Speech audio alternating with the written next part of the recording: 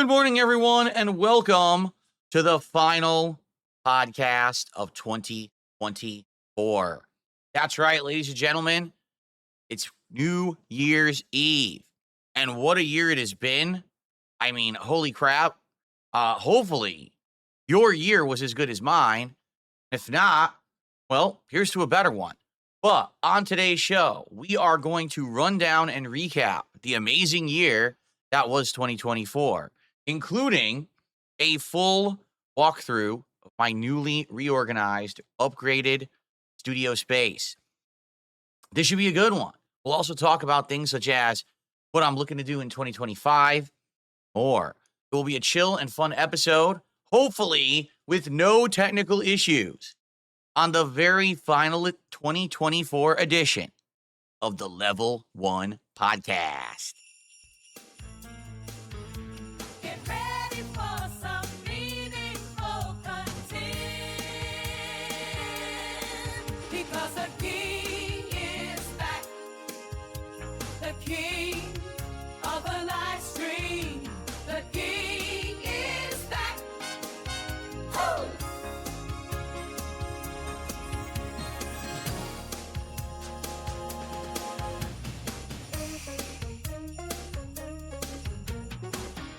I got distracted because Jasper Kitty is crawling over all the newly reorganized studio space. He's on top of my ottoman right now, which is mostly for storage. There's a bunch of old joysticks in there for Street Fighter. And he's now exploring because I was in here last night reorganizing and cleaning. I actually dusted the entire room, which was really disgusting. I put away a whole bunch of stuff that I don't use anymore. Get this. Just listen to this. I found a Connect. I'm not even kidding. I didn't even know that I had one. I found a Connect hiding in my entertainment center setup over there. Anyway, welcome to the show, everyone. Today is Tuesday, December 31st, 2024, the final day of the year. I hope that I find you all healthy, happy, and well. And if not, then hopefully I can put a smile on your face as we chill today here in lovely Renton, Washington. Yes. So, first off, happy early new year to everyone. Some of you may already, it might be the new year. I realize that I have a worldwide audience. I think that Mark over in Australia might already be in 2025. I'm not sure. But what a year it has been. Certainly, what an amazing change to everything, right? Not just when it comes to, say, the setup, but just to everything in general. The positivity and the change of attitude around here now is great. And I'm so excited for 2025. What a year. I feel like right now we're about to finish the setup. I'm serious. We're not done yet. So every day I say, we're done. The setup is done. And then someone's like, well, no, what about this? And what about this? And this is going wrong. And this is going wrong. And I'm like, oh, you're kidding me. So what's left? I'll tell you what's left. Pretty much one thing. This microphone needs a shock mount. What does that mean? It means that when I touch my desk right now, you hear this. And that's because there's no shock mount. So basically, every time that I touch the desk or I'm playing on PC, like right now, it would be a big deal because how often am I going to touch this desk during the podcast? I'm probably not, right? But if I'm playing on PC like I was yesterday, when I was playing particularly Marvel Rivals, people were complaining that they kept hearing noise whenever I touched this desk. So I have a shock mount coming. It's the weirdest looking thing I've ever seen.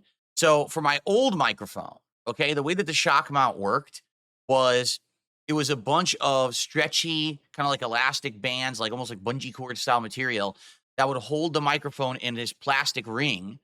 And so basically when it wiggled or shot, like let's say you touched it, it would just go whoa, whoa, whoa, whoa, and stop. So it wouldn't have any connection to anything. It wouldn't really shake the mic. And therefore, there would be like no noise. So it was good. And it actually got it right when I got in that microphone and I never had this issue.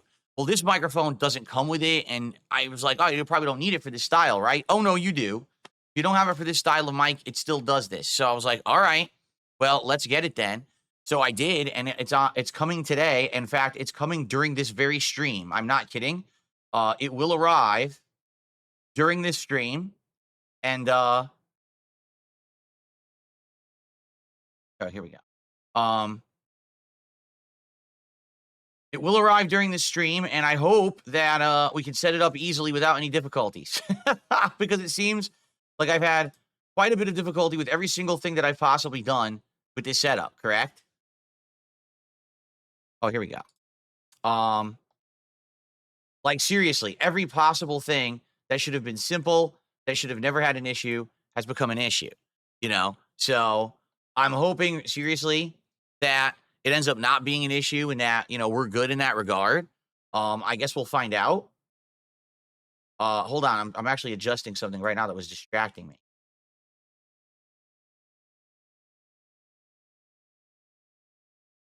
Testing. Yeah, there we go. Cool. All right. I changed my RGBs on the mic because they were distracting me. It was in red. They were distracting me, so I changed them to white, and now it looks a lot better. Yeah. So this shock mount is coming between now and like 3 p.m. So it's coming on this very stream. It looks odd though, because so for the old shock mount for the old mic, it would just go around the mic. The mic would be standing up like this, and it would just go around the mic, and it looks natural. And this one, because this style of mic is the one that points towards you, you can't use that.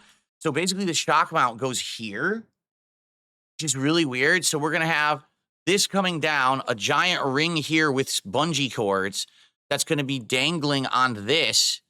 It's just weird. I hope it works. It claims it's specially designed just for this microphone. So I definitely hope that it's not like a cheap piece of crap. I hope that it works.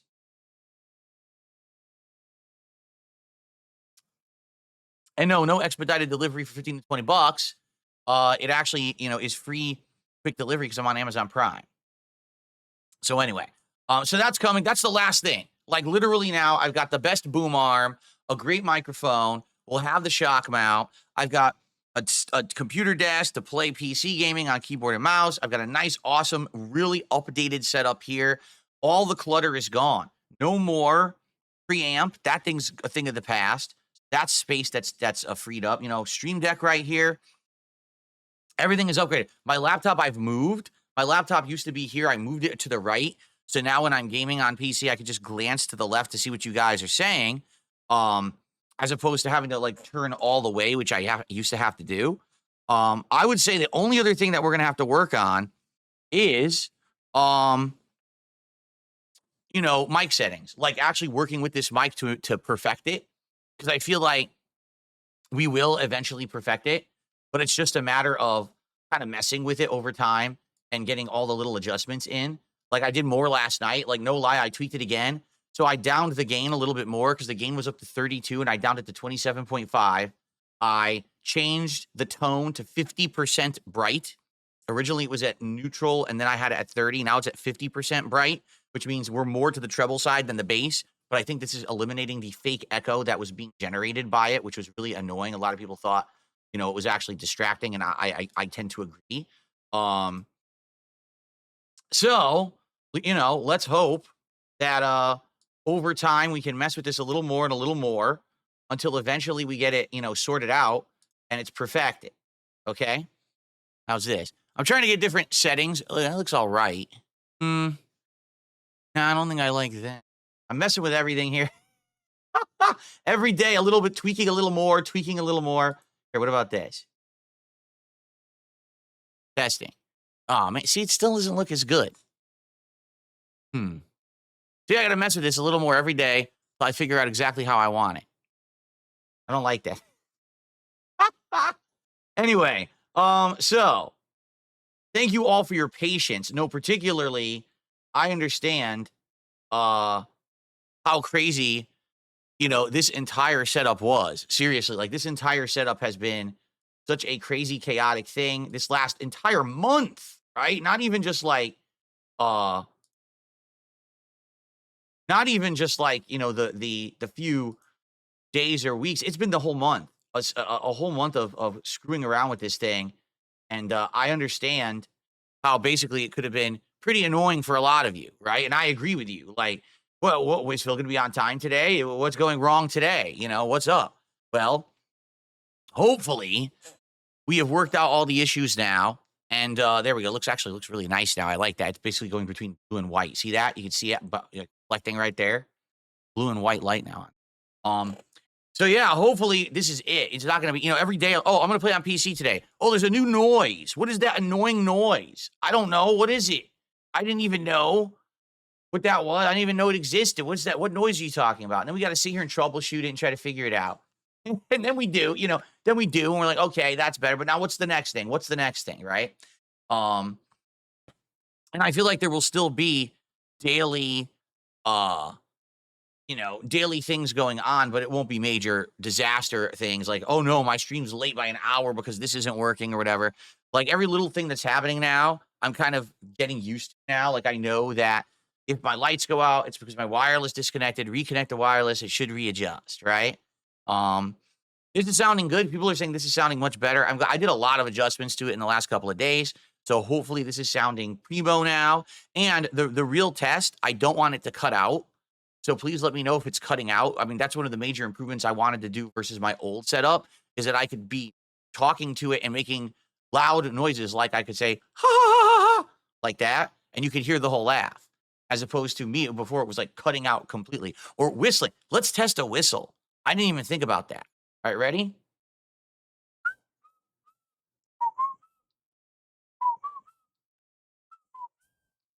No, it still blocks it. It's the filters. Again, we might have to adjust more. It's cutting out my whistling. Damn it.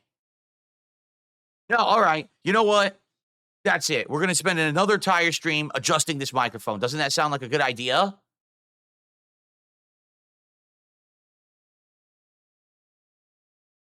Yeah, yesterday it was cutting out bad because I kept adjusting it because of the noise that was on the PC.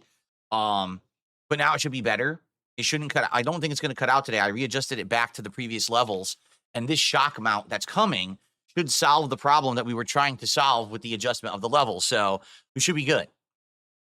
Okay, sounds good. No issues. All right. And let me know if there's issues. I want to know about them. Okay. Yeah, AMS says yesterday I could catch every third or fourth word. It was choppy. So far today, you're good. Excellent. All right. So outside of the shock mount arriving today, that's literally it. I'm done with this setup. It's been an arduous task. As of tomorrow, I want to be like, okay, it's 2025, new year, fresh attitude, moving forward positively. Let's do it. As opposed to, oh, I'm still in transition. I'm still working on this. I'm still on this. I'm late for this. I'm this. No, I just want to focus on positive stuff, good content, gaming, chill vibes, and all the like. Okay. So as of tomorrow, full power forward into the new year, but we're not there yet. Today is the 31st. It's New Year's Eve. All right. So today, what I'd like to do, reminisce a little bit on the last year and how absolutely crazy it was. What a year that it had begun. Because, man, if you remember early on this year, we were in RPG overload. Do you remember how basically my stream saw a giant dip in attendance and support because I was playing Baldur's Gate 3 for so long, but I was also playing other RPGs that had been out. And they were all failing. Like literally every RPG in a row was flopping. People weren't showing up, weren't engaging, weren't supporting, were complaining about my content, saying that the RPGs were too boring. I need to do other content. I was like, oh my Lord, what are we going to do? And it was a dilemma, quite frankly. It really was. I felt like it was a big dilemma. And we had to try to figure it out. And, we were floundering there for a little bit until I decided around April-ish, forget all the RPGs, let's play variety. So I started playing other games like Another Crab's Treasure. And if you remember, we ran back and we did a second run of Elden Ring to prepare for the Elden Ring DLC.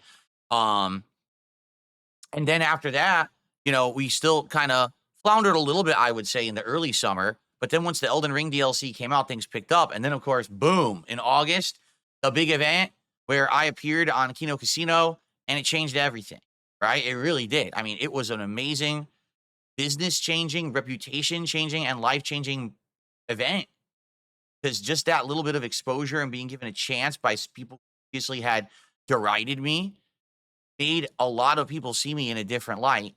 And man, the year changed, right? So we're going to reminisce about this today. We're going to talk a little bit about it, how the year went. We'll talk about the new year coming up, but also I have some nice pictures to show you today. I'm just going to do a little preview of my setup as it is now. I want to show you basically some behind the scenes photos. All right. Not going to spoil them all right now. What the heck did I just click? That was the wrong button. I want to show you some behind the scenes photos. Now that everything is essentially set up, like the only thing that's going to be added is the shot guard, but everything else is in place. So I want to show it to you. You know, it's going to be pretty cool. All right. It's going to be pretty exciting. Now, also, after today, now we're moving forward. Tomorrow we'll have a new setup, meaning it will not be the same stuff. You know, have a new signs and things behind me. The Christmas decor will be gone. I also have to get rid of all the Christmas animations and go back to the more, you know, all general use ones. So that'll be cool to have a new fresh setup for the month of January, right? I've already started using the New Year's logos and stuff, and you may have noticed that today on DSPGaming, a few things are different. If you're watching this right now on DSPGaming, you may notice the watermark is different. Yeah, a little bit of a rebranding for the new year. That new logo that I started using on my merchandise is going to be on the channel now. I still have to tweak it. Like the logo that I put on the channel page, I thought was transparent. It is. Then it loaded as a white background, and I'm like, why is there a white background? So I may have to tweak it a little bit to make it look a little better.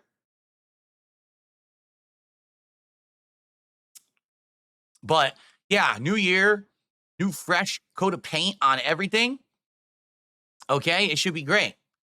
All right. So, oh, by the way, guys, so I am not we've confirmed I am not cutting out, correct? The microphone is good and I'm not cutting out. I just want to confirm. And then we'll move on here.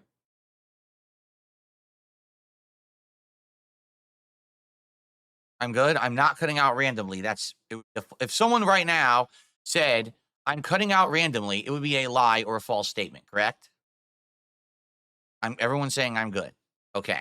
So let me go ahead and ban this person who's a troll because they just said that. And I'm like, all right, you know what? Okay.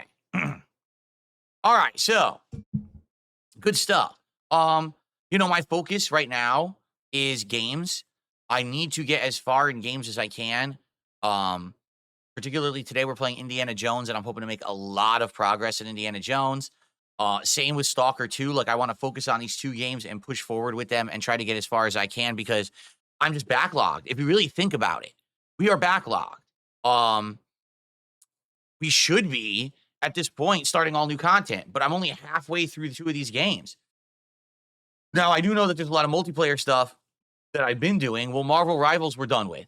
So that's going to clear up the schedule. And one of the things that I told you guys I absolutely wanted to do this month was play some FromSoft games, notably Dark Souls with mods, which is something I've never done before.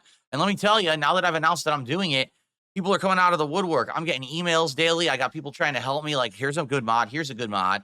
Like, oh, okay. So it looks like this week, probably this week, we're starting up Dark Souls Remastered.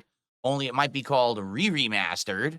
You know, Dark Souls now, there's so many ways to play it with mods. For example, you could do a randomizer that makes all the enemies shuffled around. You could be fighting a boss first thing, or you could be fighting, you know, a tiny little enemy as a boss. An item randomizer, okay? But then there's ones that completely redesign the game from the ground up to be a different game. Then there's one that basically makes it kind of like how in Dark Souls 2 they had Prepare to Die edition. No, not Prepare to Die edition. Scholar of the First Sin edition, which basically changed the game around and made it tougher. So there's a version like that too. So I honestly don't even know what to do. I don't know what version to play. We have to talk about this in the next couple of days. So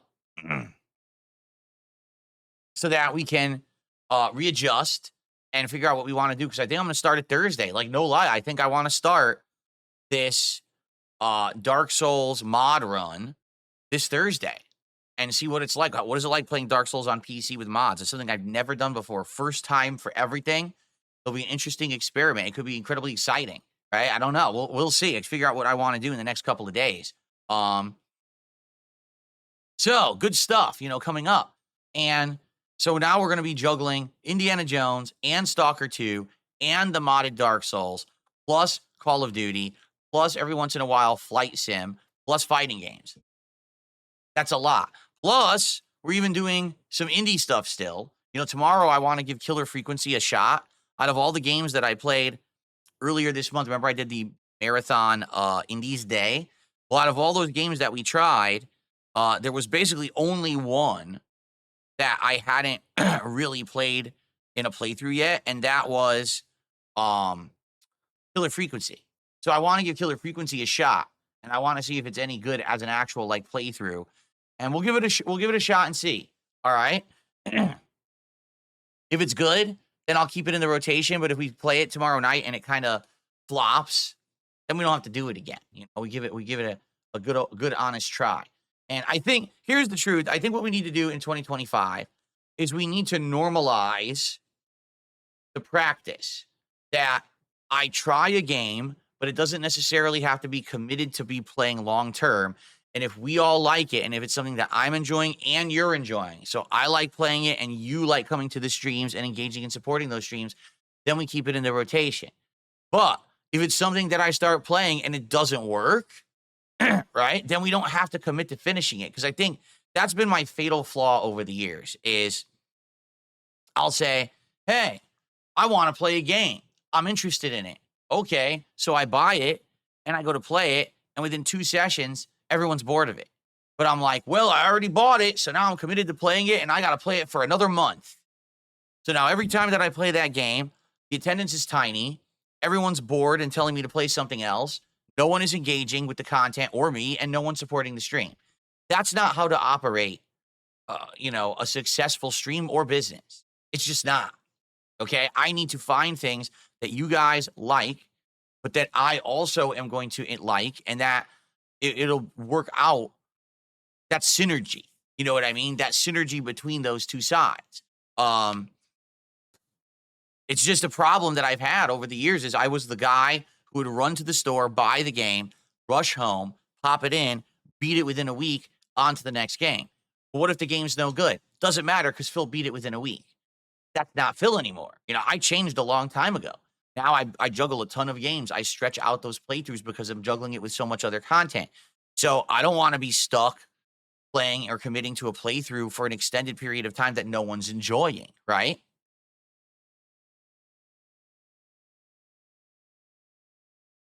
So that is something I think we need to do. Marvel Rivals, I like it. It plays like Overwatch, but don't you remember what happened with Overwatch? I played it for a few months. People got tired and I wanted to keep playing it, but I eventually dropped it because people stopped caring.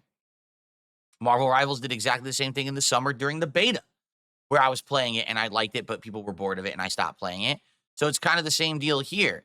I could like a game as much as I want, but it doesn't make a good stream, right? I'm trying to make content. And that's the thing I need to understand is that this is not just my hangout session. This is not just my hobby. It's my job and I need to make content that people want. And that's something that's going to be a change because, people, particularly as my detractors tend to say things like, oh, well, you see, it's a wage quit. It's like, what? Okay, so let me ask you a question. When you go to work, all right, and you're working and you are trying to put out, some kind of productivity that benefits the company or benefits something, right? And then you get paid for it, correct? That's what work is. Work is not you go into a room and you sit there and you just hang out and you casually do whatever you want and then you receive money. You need to be making a product that people want, whether it's the company that you're making the product for or customers that are coming in. You're making a product that people want. It's called Business 101. And some people are just so weird in the head. They actually will say something like this. You ready? Well, I don't understand because, Asmongold can just stream whatever he wants. He can stream anything and people like him enough that he makes, insane amounts of money every stream. Not every streamer is Asmongold. Not every person can turn on a stream and basically have a social club that they could just sit there and hang out with an infinite number of people that roll in because they're already popular and make insane amounts of money off of nothing. Do you get that? Like, people are so ridiculous in their heads. They actually think that I am the same level as like some giant content creator. I'm not. I keep telling people I am very much more the blue collar guy. The only reason that I survived as long as I did is because I worked my ass off. streaming as much as I do, putting out as much content as I do. That's why. I wouldn't have survived. I would have went out of business many years ago. I would have lost my relevance and pertinence if it wasn't for my work ethic.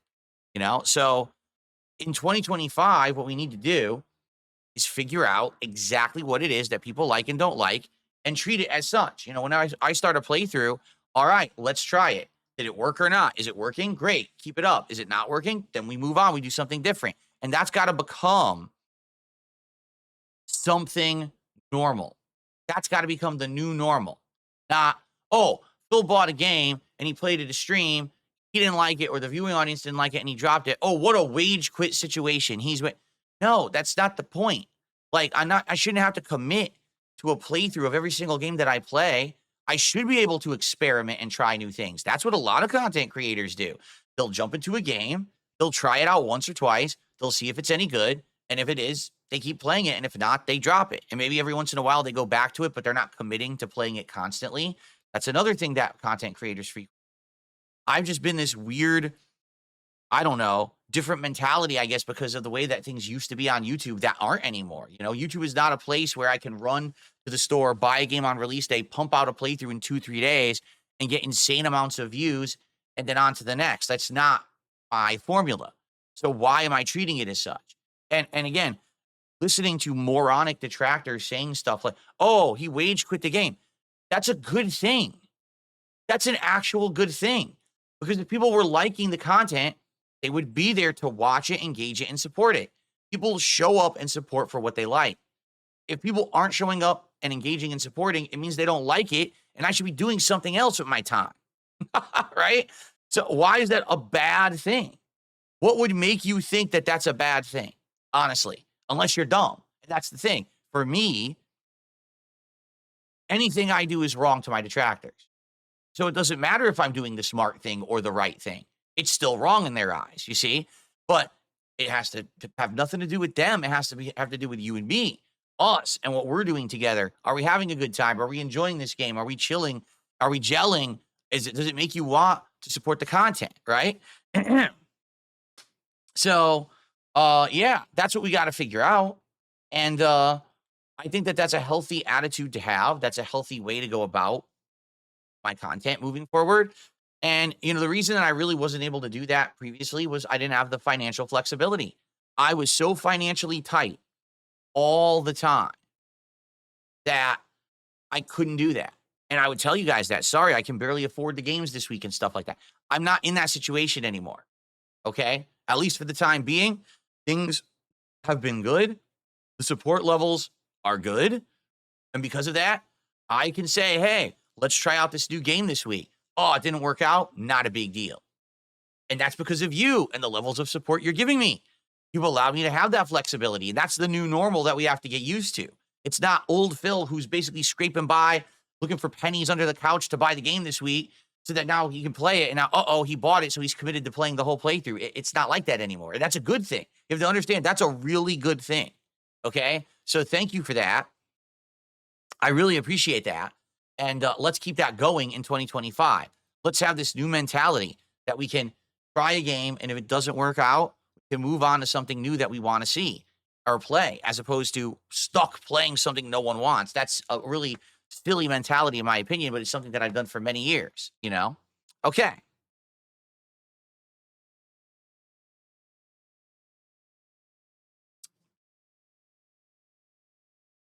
So, all right. So good stuff. Where shall we begin today? How about this?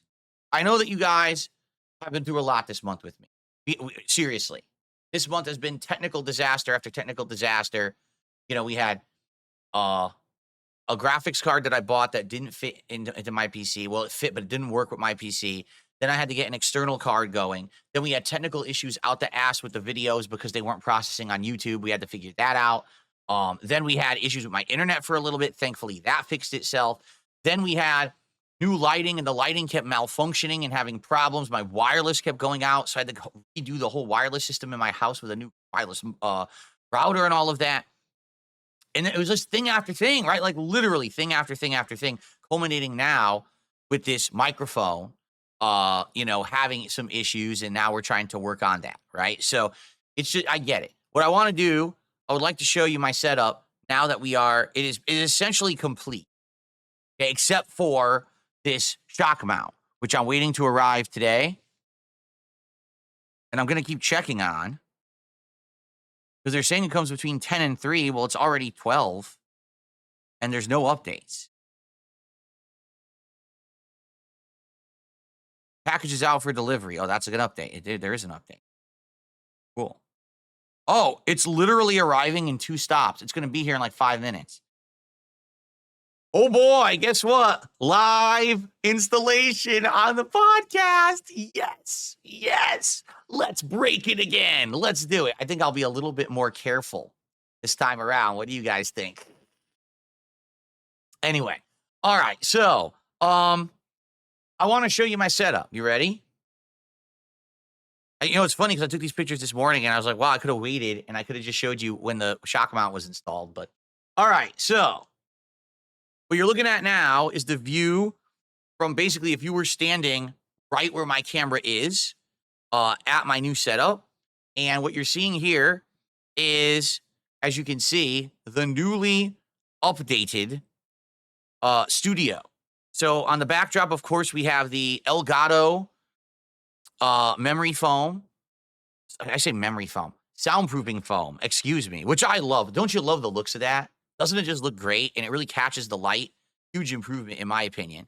Of course, that's my office chair that I've had for many years. That's the one thing I basically didn't upgrade because I don't really need to right now, but I will. And of course, to the right is the digital frame. That's the Divum Pixu 64 digital frame. And then one of my new signs, that's the Pac-Man sign that I've loved this whole month. Of course, my crown from my kingly return to prominence. And, Nutcracker that will be switched out. To my left, or to the left there is the Christmas setup, but that'll be gone. So that's obviously my boom arm with the microphone now right in front of me. So here's my 2-desk setup. In front of me, we've got my laptop desk that I've been using for about a decade, okay? And it rises or falls, like it has a height adjustment built in, like a hydraulic thing. As you can see, it is newly cleaned and newly readjusted. Now there's no more clutter. Basically, it's just my laptop, which is open right now so I can monitor the chats from you guys. And I got a keyboard and mouse there, and that controls my streaming and capture PC. I have my mug in which I pour my seltzer water, and then right in front of that is the Stream Deck. And that's pretty much it. Like, I actually have my cell phone right there next to it. And if you're wondering, what's that bottle? It's eye drops in case I need them. And that's my hand exerciser right here. So that's what's on my desk right now. No more clutter. You may have noticed. There is no preamp anymore. The Scarlett 2i preamp was there for a decade. I don't need it anymore with this mic. There's no need for a preamp. So I got rid of it, and now there's way more extra space on the desk, which is excellent. Okay? Pretty cool. That is the wrong keyboard. Here we go. So now what you're seeing, this is what it looks like, basically, from the opposite perspective, like turned around. So as you can see, no more giant clutter, no more ginormous tripods. I got rid of them. Okay? It's 2 very small tripods now that I have. One has the Insta360 Link webcam on it, and then behind it, that's my new lighting setup. It's called Newer, name of the company, Newer. And it's a really good light that I can adjust on the fly. I can turn it on and off at the push of a button right here through my deck, which is awesome that I could do that. And we'll probably be using it for various different things over the next year, maybe different lighting systems and stuff like that. Pretty cool.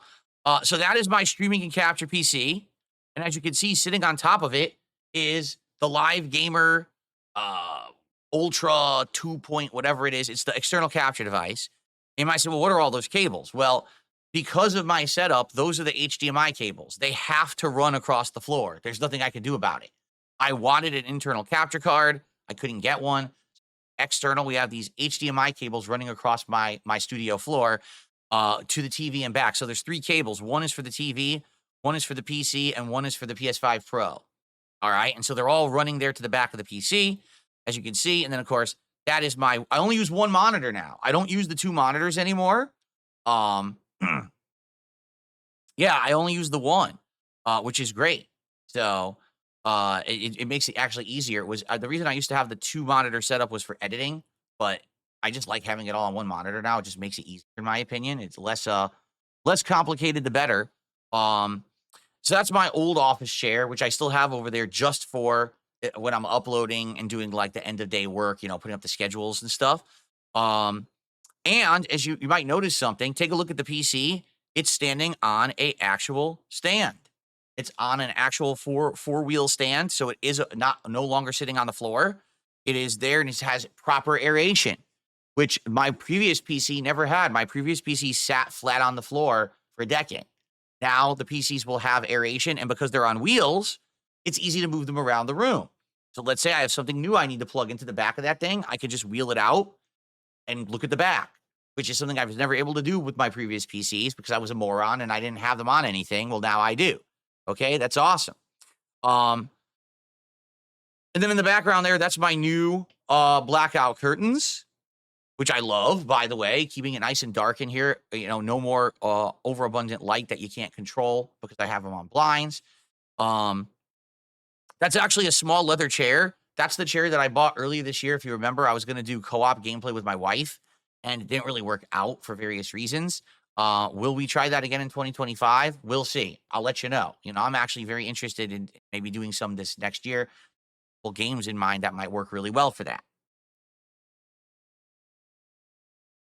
And then to the far right there, that's my fan. I'm not using it currently.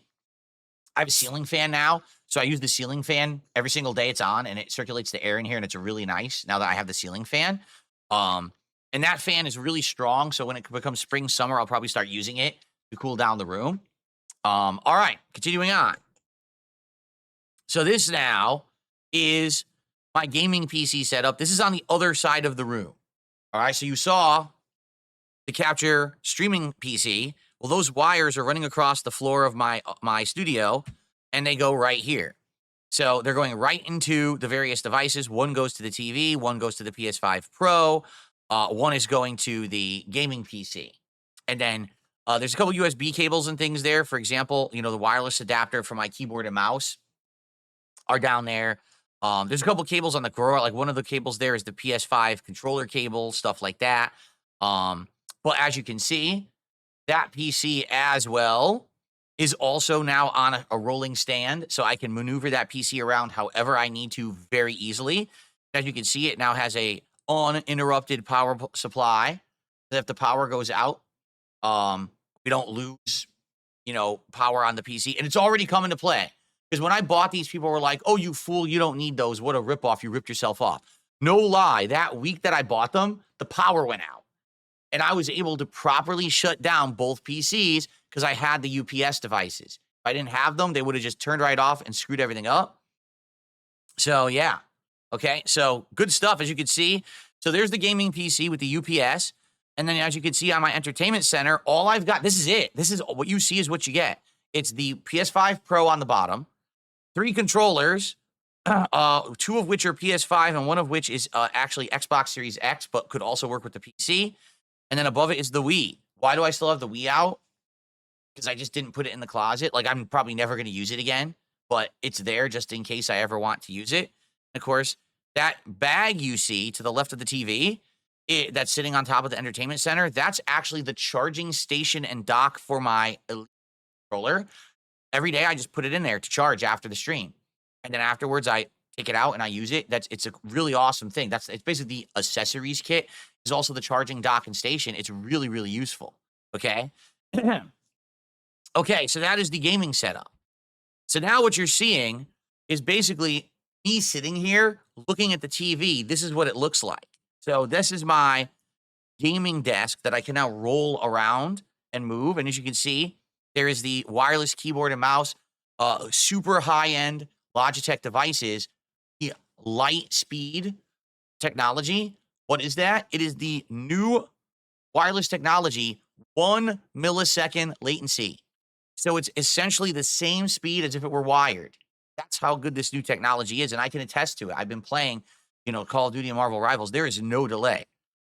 It is incredibly great, okay? So that's my, as you can see, on the desk here. We've got sunglasses. We've got an extra wrist rest I don't need. That's actually the gunner glasses there.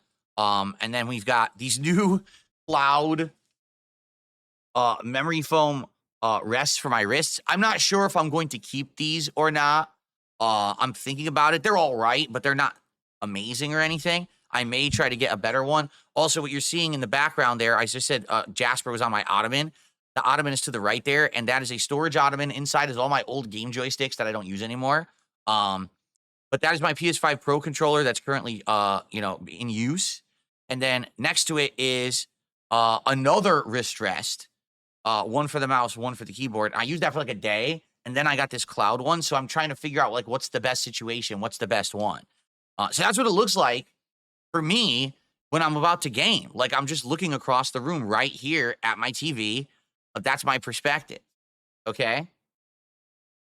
Now, this is what it looks like sitting here and looking directly across my studio. All right. Like right now, this is my perspective looking at you guys and talking with you. So right in front of me is my keyboard and mouse to control the streaming PC. There's my mug. There's my Stream Deck. There's the water that I'm putting into the mug to drink. There's my laptop. And you can see there's the webcam and the light. So basically, I just look right at the webcam as I'm doing my stream. Okay. And that's how I can see the streaming PC is off to the left. And that's how I monitor that. This is my setup. So I'm sitting here. If I look to the right, this is what I see. And if I look to the left, this is what I see. So yeah, it's a pretty crazy setup. All right. No, see, people are like, I can't see. You have to understand there's a difference of perspective between a camera and a human with two eyeballs. I can see everything fine. The TV is large. Like the TV is a huge part of my vision when I'm playing games. I don't need a bigger TV. Same thing over here to the left. The streaming, monitor is quite large. It's not small to me or anything. To you, it may look small, but it's really not. To me, it's actually quite large. Okay. If a Cowboy fan is wondering what happened to my PS4 and PS5, PS5 is downstairs. My wife is using it. She has my Xbox Series X and my PS5. Those are now in the living room, so she can game on them and swap between them whenever she needs to. We also used it to watch some Blu-rays over the holidays. And PS4 is still sitting in my closet. The PS4 Pro has been in there for a while. I'll probably eventually get rid of it or trade it in or do something with it, but I've done nothing with it yet. That's actually a good question. AMS says, where's the Switch? The Switch is behind the TV. You cannot see it in this picture, but it's literally sitting behind the TV in its charging dock right there, along with the Pro controller in that Hori pad that I had for it. They're all sitting behind the TV. Cracker Jacks asks, where do you see comments? Right here, the laptop screen. See the laptop right there? I hadn't logged into it yet, but that's the laptop. That's where I'm literally talking to you guys right now. I've got my laptop layout is very unique. I've basically messed with it over the years to make it perfect. I didn't take a picture of it. Maybe I should have. So here's what my laptop looks like. Okay. Upper left-hand corner is the leaderboard, or not the leaderboard. It's the tracker for YouTube contributions. So if you did a super chat or a membership or a gifted membership, it shows up in this tracker so that I can see and shout it out. Lower left-hand corner of my screen is literally the email address where PayPal tips come in. So if you tip me, your message pops up in my email and I read it live. And that's how I add my PayPal tips to the stream. Middle of my screen is the YouTube chat that I read and monitor. And then on the right side of my screen is the Kick chat that I read and monitor. So pretty cool. Any other questions before we move on to the next segment? Because guess what? The shock mount arrived and I got to go get it and we're going to hook it up. But any other questions?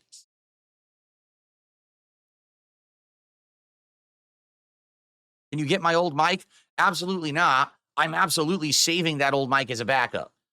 Just in case something were to happen to this, I know how to hook that up easily back into the Focusrite 2i or Scarlett 2i preamp, and I could use it as a backup if something goes wrong with this one. So no, you're not getting my old mic. I need it just in case. Poking myself with this cursor, like it's poking me off the screen. Yeah, I have one of the most complicated, busy setups of anyone. Keep in mind, Most people just operate from one desk, one computer desk. They literally just have a computer monitor in front of them, a camera, and one light, and they're done. Me, I mean, my room is incredibly complicated. I've got everything. I've got the PS5 Pro. I've got a high-end gaming PC. I got a separate streaming capture PC. I've got all this equipment around me to monitor and do all this stuff. It's very different than most people's setup, and always has been. My setup has always been completely different from the norm.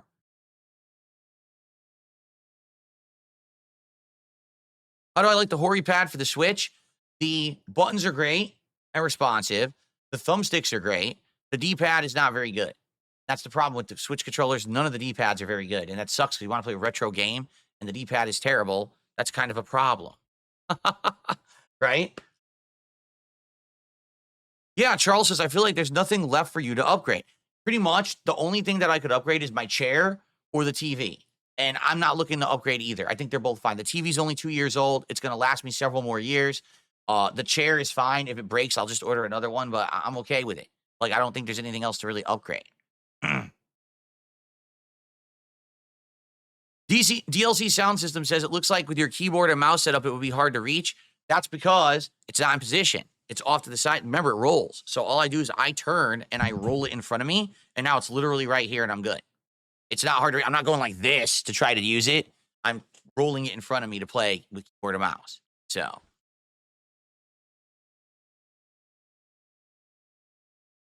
Like a spaceship, exactly.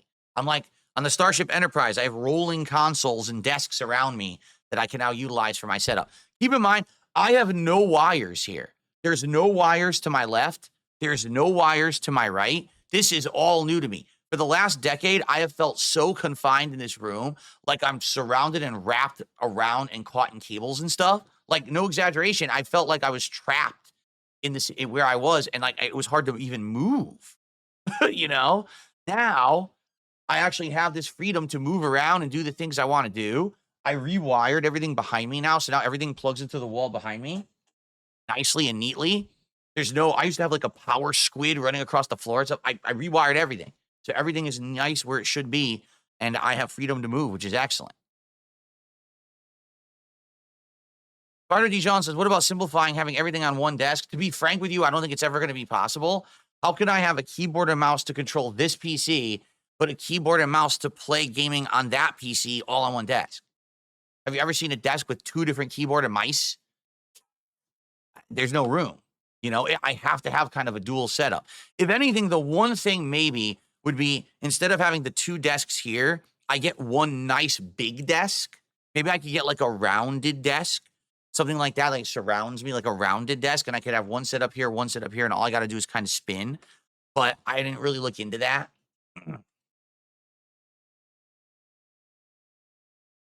Jasper's going in the closet and climbing around again, making noise.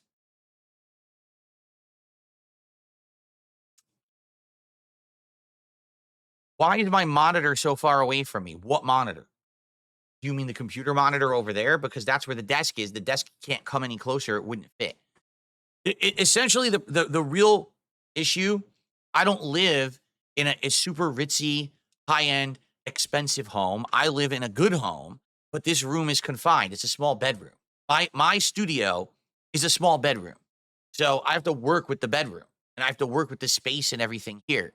Like I was told, the modem absolutely needs to be on the left-hand side because that's where the wire's coming into this bedroom. If I were to run it over there, the signal would be degraded, and it doesn't make sense. The modem has to be over there. So then, well, then the computer desk had to be over there. Then the computer desk goes there, and then everything kind of built up from there of where it all needed to be.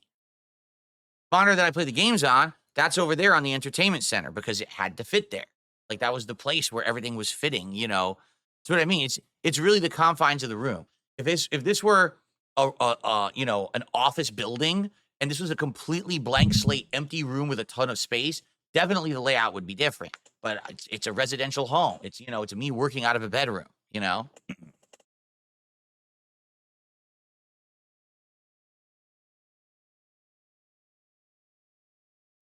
Okay, well, that's the situation here. I'm in the mountains. That's the situation here. I think it's time. Get that shock mount. All right, so here it is. Shock mount, improve the audio quality. Professional shock mount reduces vibration and shock noise, reduce your audio editing time.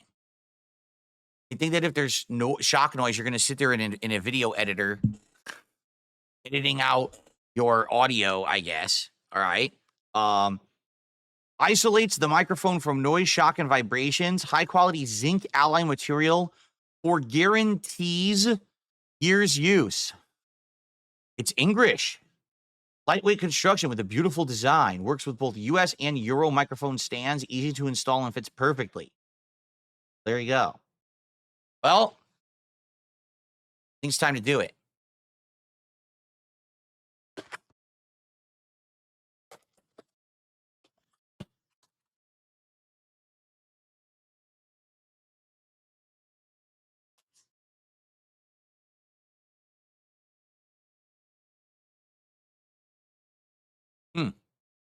So this gonna sit there, and the microphone's gonna go. It's gonna be even further down, so maybe I shouldn't use the extender at all. Since I have to use this now, maybe I shouldn't use the extender.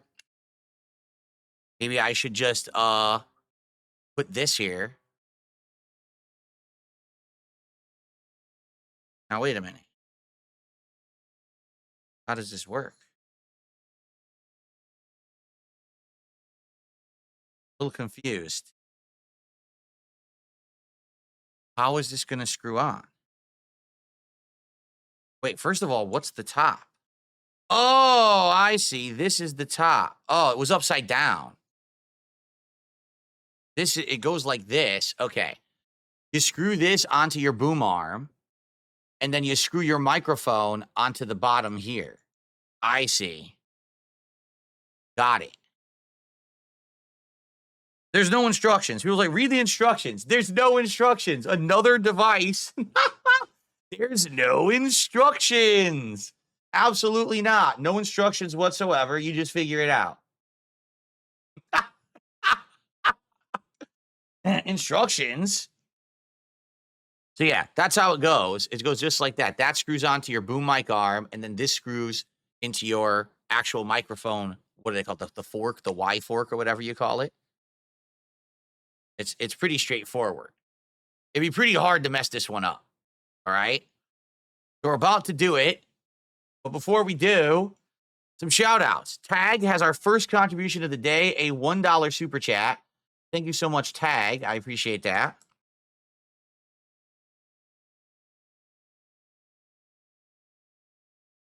And I received, let's see here,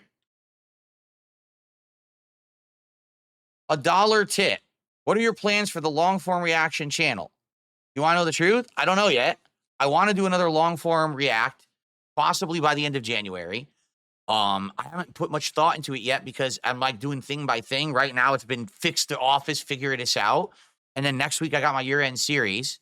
All right. And then I'm going to start worrying about things like bringing back the throwback channel maybe for once a week, and then the next long form react. You know, I'll be honest, the last long form react didn't work. I tried it. Didn't really work at all. So I think instead of worrying about a giant documentary or drama content, it's going to be something more pertinent, more positive, maybe more informative. And I'm going to be relying heavily on suggestions from the channel members on that channel. You know, people who've been submitting stuff. I haven't really reviewed it in a while, but I'm going to look at their suggestions, including yours, and try to figure this out and go from there. Okay. Also, would you recommend a PS5 Pro? You already have a PS5, Xbox Series X or S. Which would you recommend and why? The X or S question is an easy one. If you're going to do just 1080p gaming, you literally don't need an X. The only difference between the S and X is if you're going to play 4K. If you're going to play 4K, you want the X. If you're going to play 1080p, S is fine. I know because my wife had an S for a whole year, played every game she wanted, even new ones, and they all ran beautifully. You didn't need anything above the S for just 1080p. That's it. Like, really, that's it. Okay. Now, when it comes to the PS5 and PS5 Pro, PS5 Pro will give you higher frame rates at the higher resolutions. So if you want to play at 4K 60 frames in certain games, you want the Pro. Okay. Again, if you're just doing 1080p, it probably doesn't matter. If you're just doing 1080p gaming, I would not recommend buying a PS5 Pro over the PS5. They're probably going to run the games almost identically. Okay. I mean, keep in mind, I was running games at 120 hertz VRR, variable refresh rate, on my base PS5 at 1080p. There was no reason to have the Pro. The Pro has only benefited me because I was able to play a game like Bloodborne at 4K with the special upscaling that made it look slightly better, right? It's not really much or any better. So, no, I wouldn't recommend dropping all that money. Again, unless you're a 4K gamer. If you are a 4K gamer, then I would say go for it. You're going to get the most out of it. So, thank you for the first tip of the day. All right. So, what's hilarious is that so many people right now are cringing. They're like, dude, you're really going to do this right now after the disaster from 2 days ago? Yes, of course. Of course I'm going to keep doing this, right? I mean, what are you, crazy?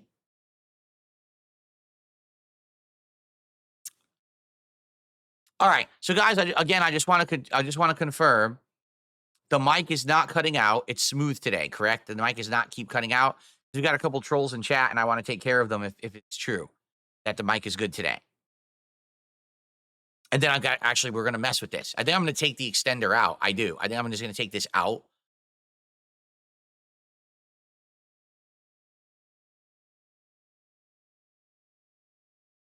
The mic is good. Okay. No issues at all. Gotcha. All right, let's get rid of these idiots. Go. And here we go. Cool. Rid of the dunces. Stop popping up. Whenever you moderate someone, it pops up a giant message that sticks there for like 20 seconds. Like, I don't need the message. I want to be able to move my chat now. Please go away. Okay. All right. So, yeah, we're going to do it. Let's see here.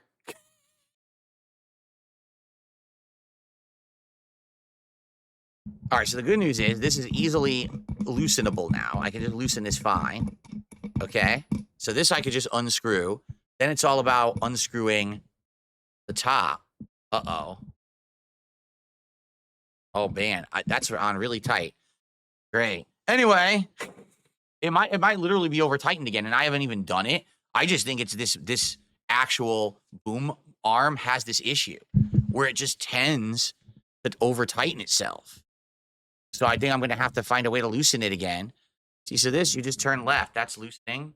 Think about this. Get it off. Do I have to turn right or left? No, I'm turning it right to loosen it. So same thing up there. Wow, that's on so tight. I'm seriously, I might have to go get my screwdriver. I'm going to have to go get my wrenches again.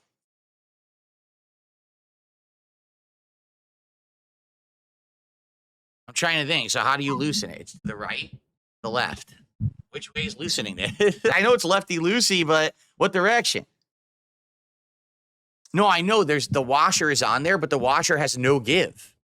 Like this washer literally has no give. So it might have over tightened itself again, even though I didn't. I think it just tends to tighten itself. What's up, Dark Souls Master? How's it going?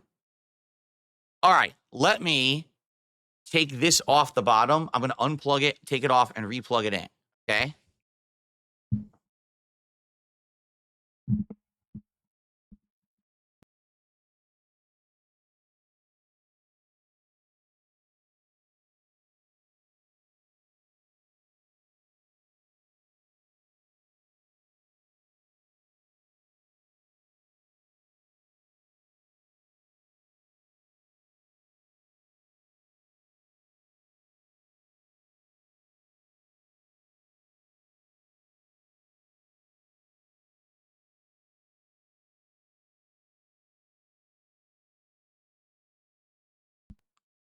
Okay, working again.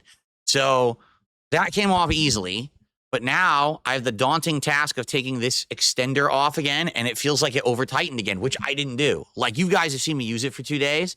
I literally didn't do that. This thing is over tightening itself just through natural use. It just keeps tightening itself on here. So now I literally might have to go get a wrench again. I don't know how to get it off. You know, it's on there too tight. Here Here, let me actually put the mic down. Let me give it a little bit of slack. Okay. Hold on. I'm gonna give it a little bit more slack.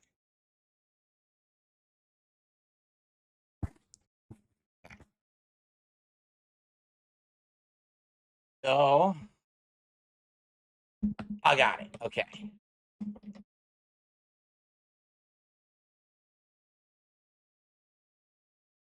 Yeah, I'm not gonna use this extender. I'm gonna get rid of it because it's causing too many problems. And this washer is completely useless. It has a washer. It doesn't do anything. It literally just sits on there, but it's not grooved.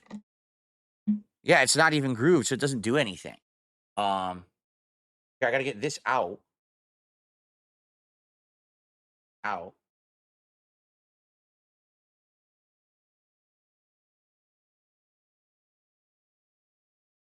Okay. This has to screw back on.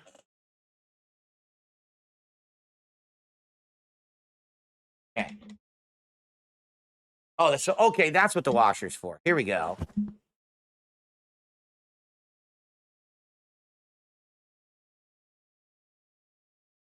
Okay. So now I got to screw the shock mount onto this.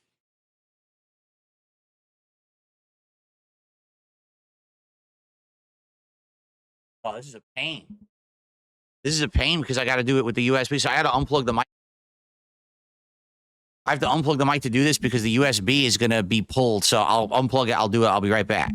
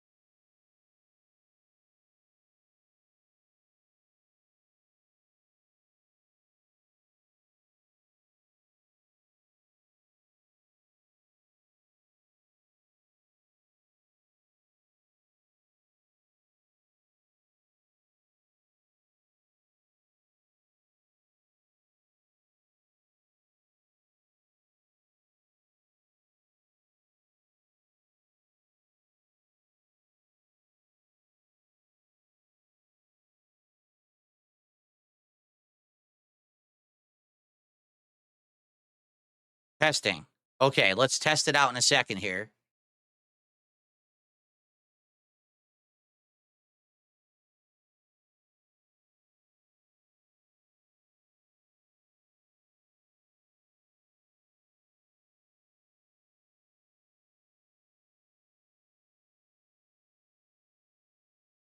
Okay.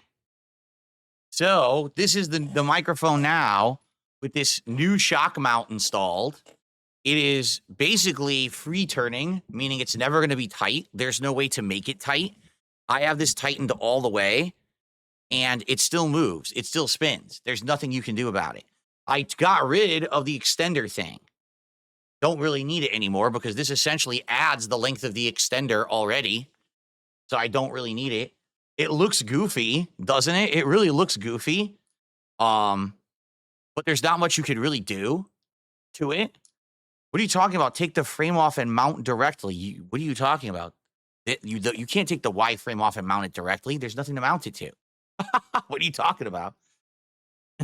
There's no mounting the mic directly. No, it has to be on this frame. This is how this style of mic works. It dangles on this frame. Okay. Yeah, it looks weird. To me, it looks weird, but it seems to be doing. All right. So now here's the test. Will this stop the touch when I touch the desk? Ready? No. Still does it. Watch.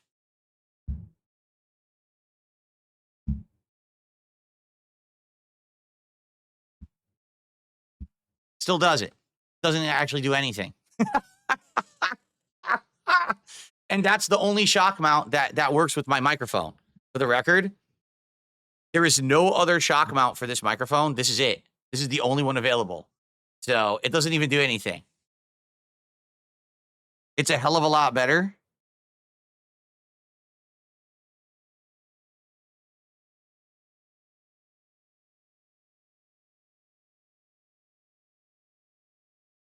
That's a mic sensitivity issue, though, isn't it? Not really. Not really, because as you can hear, do you hear any other atmospheric noise in my room? It doesn't pick up the TV when I'm playing a game. The only thing it's picking up is me basically touching the desk. The whole idea of the shock mount is that it's supposed to negate the vibration when you touch the desk. So, but it's still doing it. So there's nothing I can do about that. Yeah.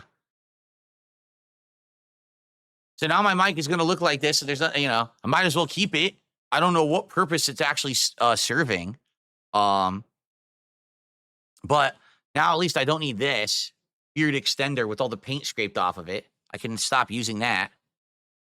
Put that away somewhere. And I mean, there is one advantage. It freely turns. It's a free turning mic now. The other way it was always tight. And now it's free turning. No matter what, it's going to turn how I want it. See, like I can always just maneuver it any direction easily. So I guess that's good.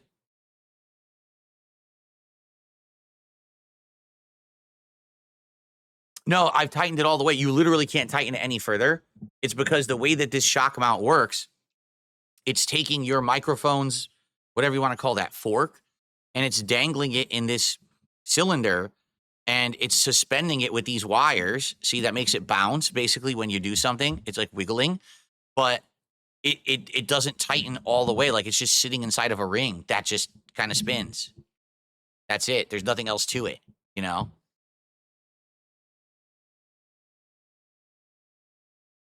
Yeah, and where's the scrape marks? Like right here and right here. Yeah, there's scrape marks right there, but at least it's not as bad as seeing double scrape marks. Now you only see single scrape marks instead of double scrape marks. How exciting, right?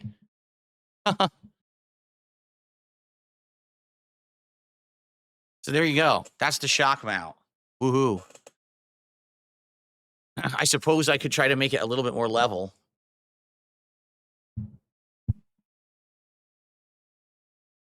Like that, like make it more straight. That's more straight right there, like that.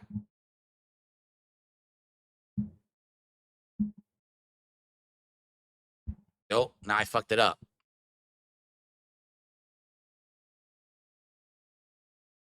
Oh God, now I can't even tighten or untighten it. Oh. Now I guess you have to have it high up like this or else it doesn't tighten properly. Yeah, it has to be high up like that or it won't tighten properly. Okay. Well, it is what it is. There we go. It's I don't know if the shock mount will help at all, but I guess we'll find out as I use it further, right? That's right. I can move it around as well. Like I can move it further up.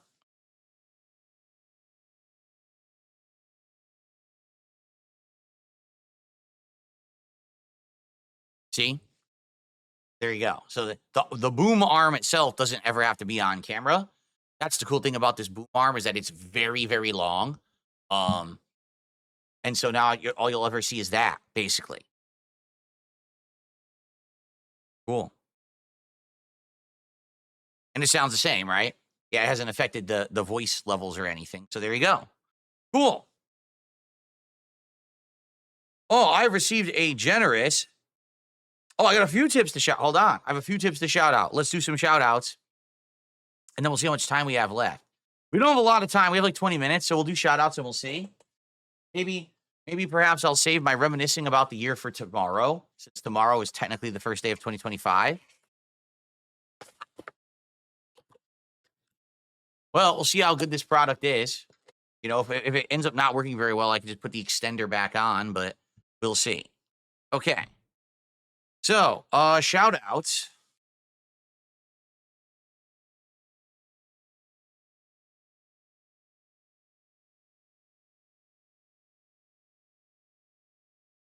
I received $1.01 tip. Put King Jamal on the leaderboard. King DSP, Jamal to go. Real talk, let's go. So I'm assuming that this dollar tip was from Jamal, and Jamal wanted me to put him on the leaderboard. Okay, and I would have, except,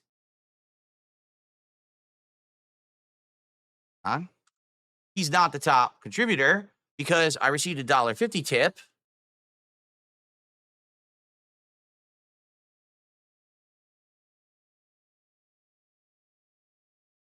Love your new setup. Looks good. Sounds good. Any new Keynote content coming up in the works? I haven't spoken to the guys in a bit, but we have some stuff planned, likely for late January. But again, I haven't spoken to them in a little bit. I spoke to them right before Christmas, and I haven't since. So I don't really know what's going on with those guys. Like, I don't even know when they're coming back to their own regular content. But we have two different ideas that we've been discussing, both of which I think are interesting. One is more of a simple thing to do, but I think it would actually be quite funny for both audiences. The other is something very special, but it would take a lot of setup. And so I want to do the complex thing, but I don't know exactly how viable it would be. The thing is, I don't want to spoil the idea. I think the idea is a really good idea that everyone would like, but we need to make it work. So since they're not even back yet, you know, I'm not really worried about it. When they come back and start doing the regular content again, then I'll begin that talk again with them. Super Bonchon says, what about the wrestling show? That I was talking with Ashton about that for a couple of months, and it seems like we are both interested in it. We just haven't had time to sit down and work out the details. Like, for example, if we were to do the wrestling show, where would it be? Would it be exclusively broadcast on Kick? Would it also be on YouTube? Would we archive it somewhere? Would we clip it like they do at their show? Would we just do highlight clips? Who would have it? Would it be on my channel? Would it be on their channel? Would it be a new channel? Like, this is the stuff that needs to be worked out. It's like, do we want to do the show? Yeah, we do. I think a wrestling commentary show every week or 2 weeks covering like Raw and the pay-per-view events and stuff would be neat for us to do. I haven't been into pro wrestling in a very long time. It would be something fun to try to jump back into it. And also, it's a common interest of ours. I think that both audiences, both my audience and their audience, would be interested in seeing us do this kind of crossover. But it's the more of the working out the details and the viability of it, right? So we need to work. Basically, we left it and said, let's talk about it next year, you know, early next year, and figure out the details. Right now, isn't excuse me, isn't Monday Night Raw just about to start airing on Netflix? I think, isn't it just like this next week? I think so. You know, now would be the time to look into getting like a Netflix subscription and start, you know, getting back into the product. Like, I literally have no idea what's going on with WWE. I am completely in the dark. I don't know who the champions are. I don't know what the plot lines are. I haven't followed wrestling, you know, in a long time. So I would have to basically go right back in, you know, after years separated from it, and try to play catch up on where all these people are and their plots and characters and everything. So, again, when they come back, I will speak with them about not only, you know, stuff, you know, to do on their show, but also this wrestling idea as well, and go from there. You know, nothing has been 100% agreed to or locked in. There's definitely interest, but basically it's just an issue of like me, you know me, how busy I've been this last month. I mean, this has been an insane month for me with this setup and everything, trying to get everything working. And I feel like right now, this is it. What you're seeing right now, this is the setup. We're done. There's no more upgrades. This is it. This is, you know, what you see is what you get. I'll work tweaking the mic settings and stuff, but outside of that, we're good. We're done. Let's just now make content together, right? Let's have fun, as opposed to, oh, another upgrade and another thing I got to do and another thing I got to do. Like, I've had enough. Like, I've had enough of this nonsense. I don't want to do any more upgrades at this point. I think I'm happy, you know, how things are. So time to move forward in 2025 making content. So now that we're through that, perhaps I'll be a little bit more freed up. Of course, now I got my year-end series to work on. So once we get past that, then I can maybe start focusing on new stuff. And, you know, again, I don't even know what's going on with those guys. They haven't been around. They haven't even streamed in like almost 2 weeks. I think they had streamed right before Christmas. So I don't know. I don't know what's going on with them. I gotta get caught up on everything. Okay. Let's see here. I received a $20 contribution. It is a $20 tip. Hope you have a good new year filled with family in Jasper. Do you have an Amazon wish list for Lego sets or anything you may need?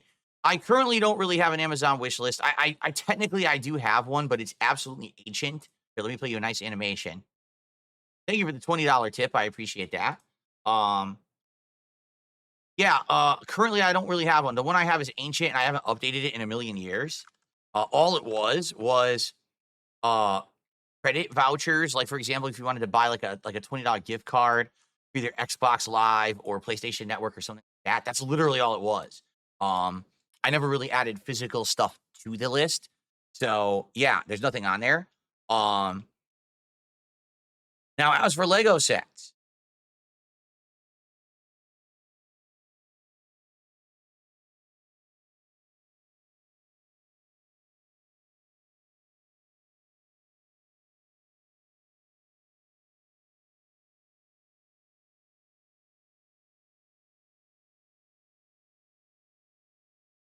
I wanted to start with something that wasn't overly complicated and wasn't overly expensive. So I got Lego plants, succulents. And so perhaps sometime in January, for the first time ever, we will do Lego night, where we just sit here and hang out and I build some Legos. And then once it's built, because it's so many plants, like 1, 2, 3, 4, 5, it's like 7 or 8 plants you can build in this thing. So maybe we'll build a couple of them and I could actually put them up in the background, like actually make them part of the background. You know what's funny? So I get this, right? And I look at it, I'm like, oh, does it light up?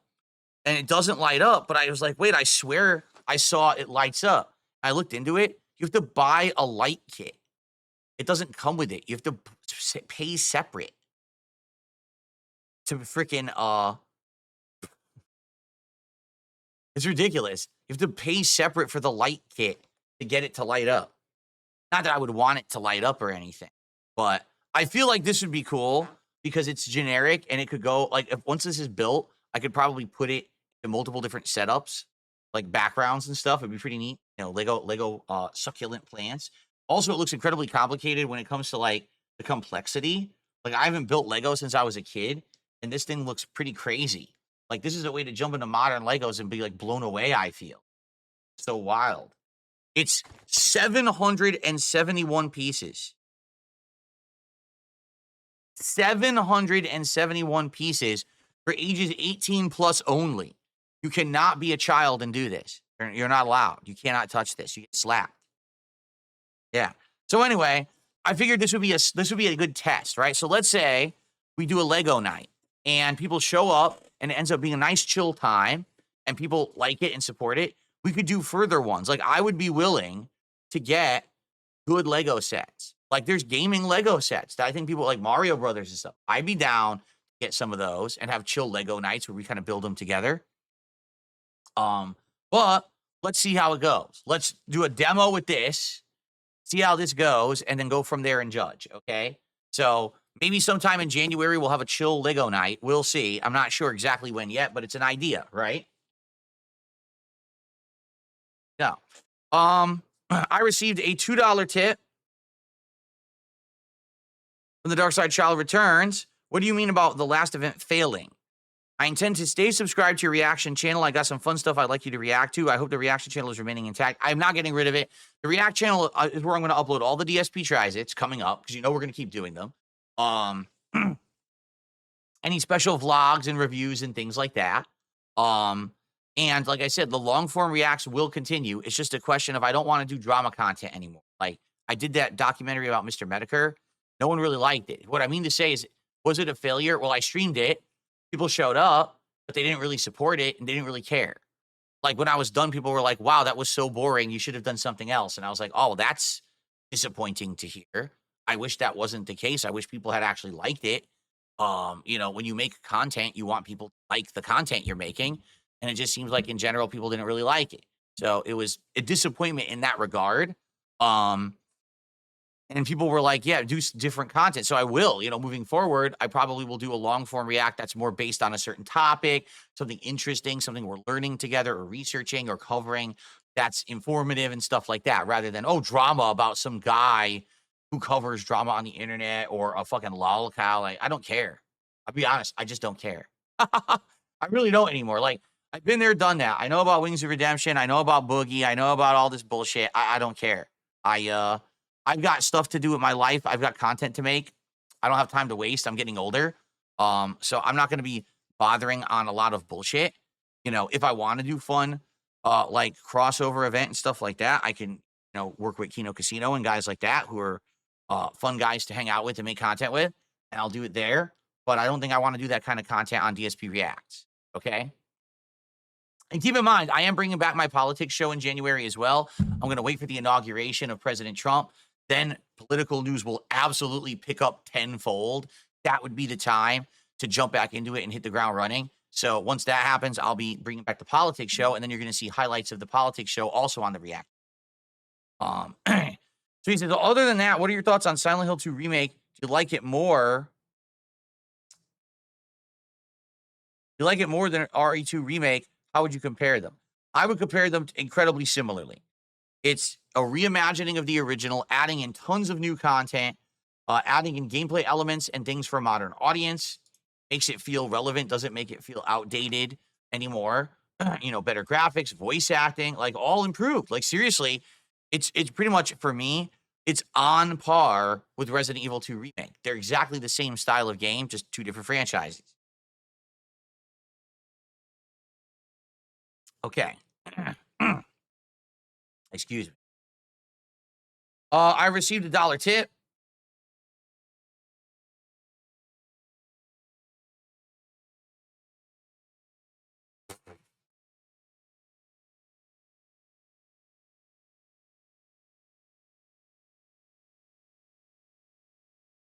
It's a troll, but the message doesn't even make sense. I'm trying to decipher it.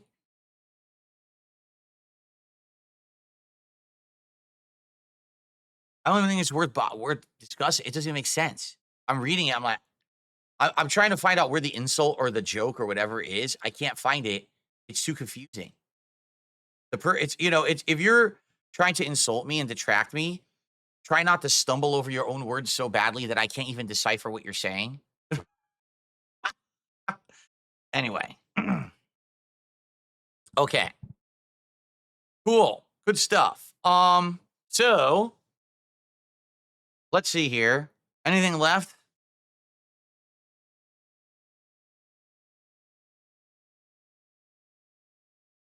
Okay. All right. Well, we only have a little bit of time left. We've gone long on this podcast as usual. It seems like a common thing these days that I go long on the podcasts. So let's just end with a little bit of Q&A. If you guys tag me in chat, we can chat a little bit about whatever you want to talk about. So Dab Hands says, kind of annoying people love Resident Evil 2 and Silent Hill 2 remakes, but overlook Evil Within 2, which is the same thing and just as good. Well, yeah, I mean, Evil Within 2 took the formula of Evil Within 1, which was very linear, and added a lot of optional content. Evil Within 1, when you look at it, really was a more modernization remake of like Resident Evil 5, or excuse me, a Resident Evil 4. It kind of felt like Resident Evil 4, just a different version of it. You know what I'm saying? Um, yeah, I know. Basically, Evil Within 2 was completely overlooked. Reason being, there was no marketing for it. I don't understand the choice, but they didn't market it at all. Like, I remember Evil Within 1, I saw ads in stores for it. I saw TV spots for it. I saw ads all over the internet for it. When Evil Within 2 came out, a lot of people actually said to me, the only reason we know it's out is because you're playing it. Like, didn't even know it was out. Didn't hear anyone talk about it. Didn't see an ad for it. Nowhere. It just dropped. And I was like, yeah, I've been following it all year because I was excited for the sequel. And I think the sequel was better than the original. Um, it's just sad. It didn't do well sales because of that. Like, they wanted to do really well and it didn't do very well at all. And now this whole franchise is dead. I mean, it couldn't continue. The studio closed. Tango Gameworks doesn't even exist anymore. So there you go.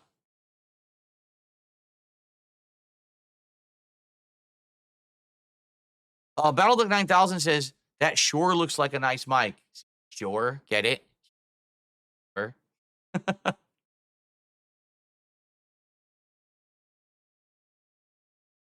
Suspicious Link says, I'd ask you your favorite playthrough that you've ever done, but I know you've done quite a lot, and it's probably hard to narrow down. Do you have, like, a top 3?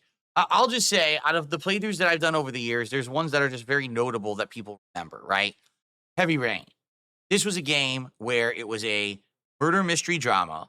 You could follow along the plot and guess who done it, what's going on, and it was really cool to do that. It was the first game where really I was trying to solve a mystery live while I was playing the game with the audience, right? I really enjoyed that.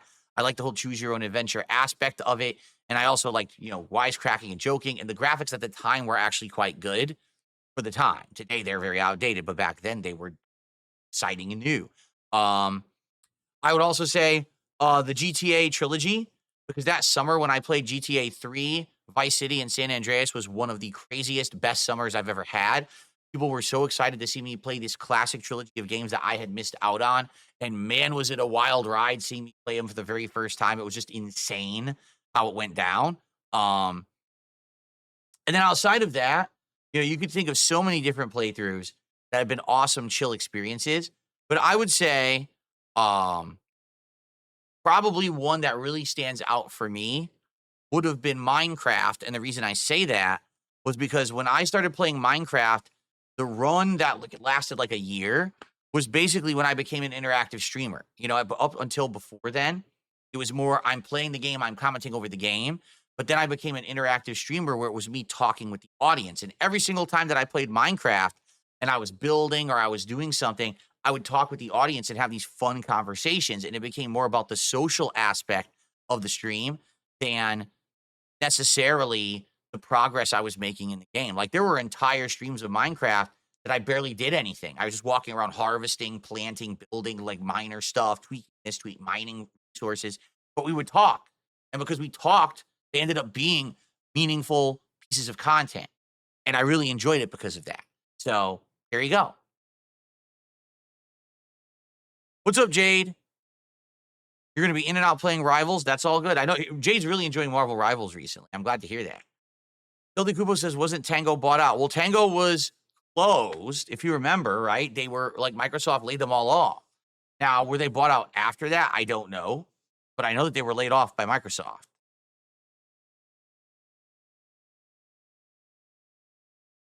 Sarah says, my favorite was Chrono Trigger. It allowed us to see your human side and emotions. I used to just see you as a character or meme. There you go.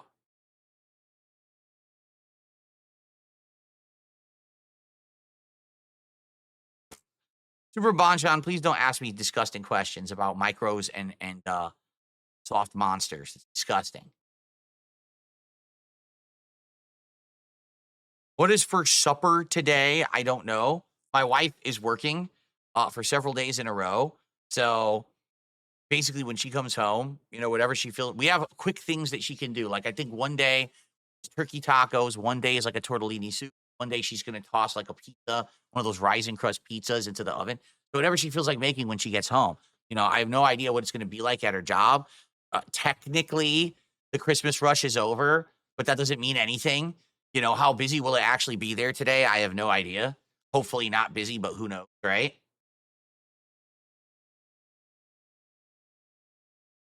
What is my wife currently playing?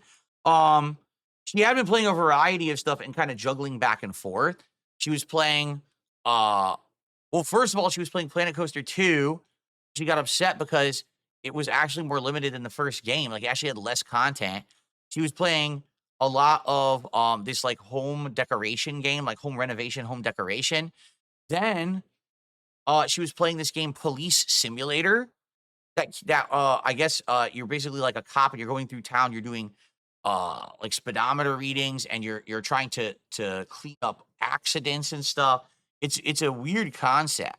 Um, she was playing that for a little bit, and then what happened was, as you know, during my Christmas marathon last week, I played Power Wash Simulator, and I told my wife about, "Oh, did you know there's 2 Christmas themed stages on there?" She didn't know that. So she went and she played the Christmas themed stages, and loved them, and then she got hooked on it again. So now she went back and there's all this DLC content that was free over the past couple of years, and she's playing like all the DLC stages, Power Wash Simulator again. So, so she's doing all kinds of stuff. Nothing major or like new or current, just like random relaxing stuff.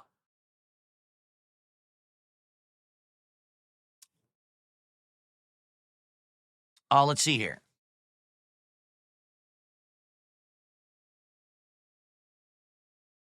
I really wish this touchpad would work better. I don't know what's going on with it. I think it's wearing out.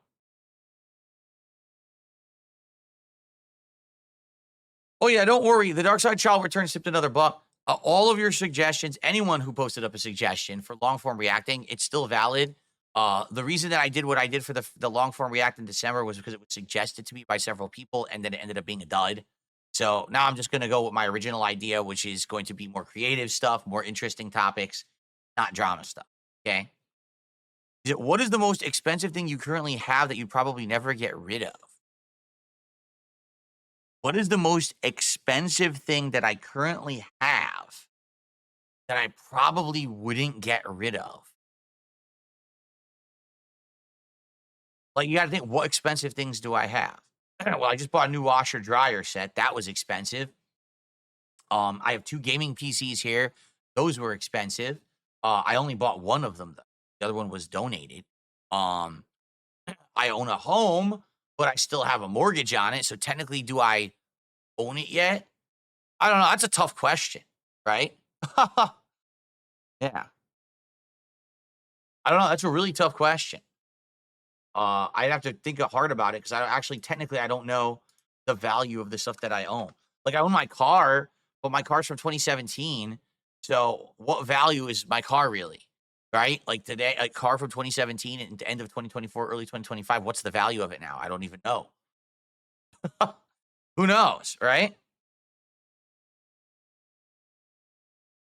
I mean, to be honest, the most valuable thing that I probably own is the DSPGaming YouTube channel, right? My DSPGaming YouTube channel has over 200,000 subscribers, over 400, 500 million views. I don't even know because I haven't looked at it in ages, but a ton of views, right? Um, and I could probably sell it if I ever wanted to. Not to say that I ever would want to. Um, 467 million views on DSP Gaming. Yep, 467 million. Been open since April of 2010. You know, so almost 15 years this channel has existed. Um, that's probably the most valuable thing because the house. You could argue my house, but I don't think you can consider that since I still have the mortgage on the house. I don't own it outright. I do own the channel outright, right?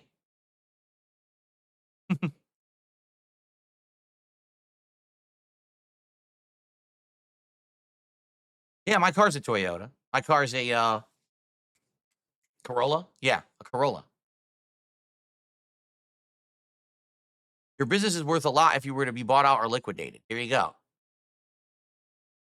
My old Dark Side Phil channel was not shut down. It's a permanent archive. Yeah, it's not shut down. It's just no one visits it anymore. You can't even find it. If you searched on YouTube for the old Dark Side Phil channel, like you can't even find it. I'm serious. Like it's very hard to even get videos because it's old YouTube and I haven't touched it in so long. It's like a relic,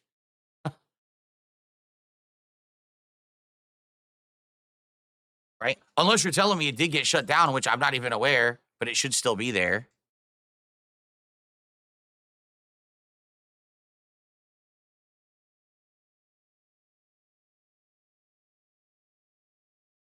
Nope, it's still there. It still exists. 16 years, 17 years old, still there. Damn, man, did I look different in that thumbnail? Alan Wake in the thumbnail. I have not tried emulation on the new PC yet. No, that's something we have not dabbled with yet. I don't know what emulation I would even be interested in doing, quite frankly. Most of the games that I'd be interested in playing, you could just play without having to emulate. So I don't know. By the way, so this sounds just as good. The microphone now where it is, it hasn't degraded in quality because I moved it. That's cool because it's actually a good position on the screen. But remember, I'm going to be setting up a new setup for January, and I'm not sure what I want to put over here. I'm almost starting to think maybe I should not put much on here because my mic is always going to kind of be here now. So maybe I shouldn't put much here. I don't know. Like I used to put a piece of art here, but I don't even know what to put there now. I got to think about it tonight, like what I want to actually put on the right-hand side. A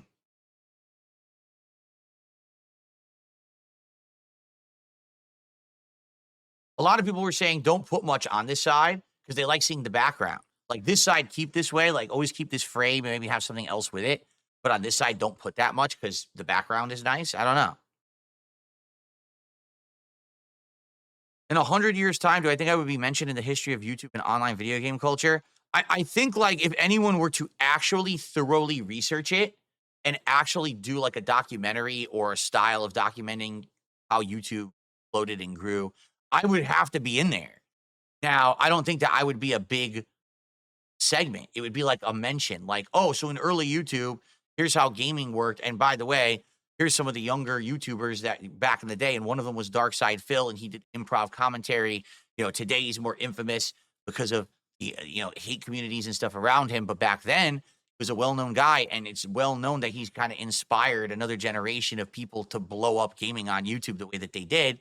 I was the innovator before them, the guy who kind of like started the whole improv commentary thing being popular. The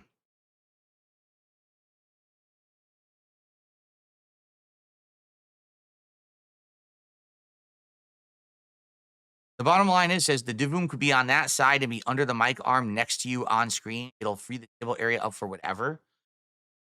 You want this here? I think it would block it. I think that would block it, would it not? Looks like to me like it would block it. I would have to look for the light, like everything. If I move it to this side, then the lighting changes, and then I have to try to rearrange to see to make sure there's no glare on it and stuff. I'm not saying no. I'm saying it would have to readjust everything. It fits perfectly where it is right now, like absolutely dead on perfect.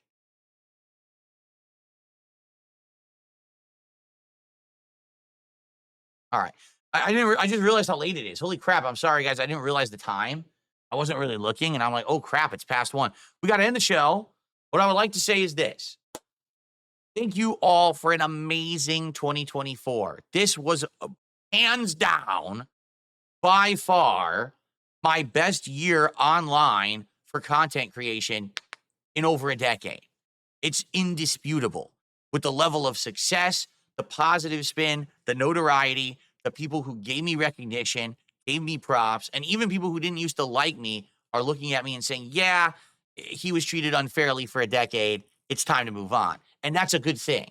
Now I'm able to be who I want to be. I'm able to make the content I want to make. I'm able to sit here in a high-end studio and be a positive person on the internet rather than the whipping boy. It's great. It's a great feeling. And I want to thank you all for everything that you've done for me over the last 15 years, but notably this year, the big turnaround, all right?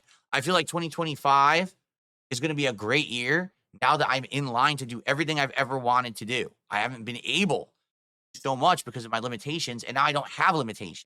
See, I can basically do whatever I want, and that's an awesome thing. I think this year coming up is going to be a lot of first-time stuff. The first time I tried this, the first time I did that, and that's great. So thank you for being along this awesome ride. Happy New Year to everyone out there. Tomorrow on the show, we will reminisce about the year that was 2024. All right, guys? This is it. The final sign-off of 2024. It feels pretty epic, doesn't it? Everyone, thank you. What a great holiday season it's been. I appreciate you all hanging out with me. But now it is time to move on. In fact, apparently I don't have the slideshow. Wait a minute. Yes, I do. Hold on. Let's get rid of the jingle bells. Hold on. There we are. I was like, wait a minute. I thought I did have the regular outro here. I do. And in fact, I should add in, hold on a second here. Watch this. Watch this on the fly move.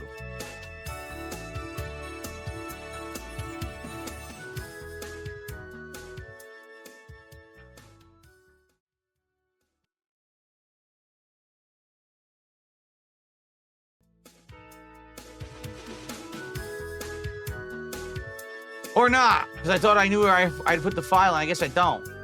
I just saved my New Year's stuff, but now I don't remember where the hell I put it. God damn it.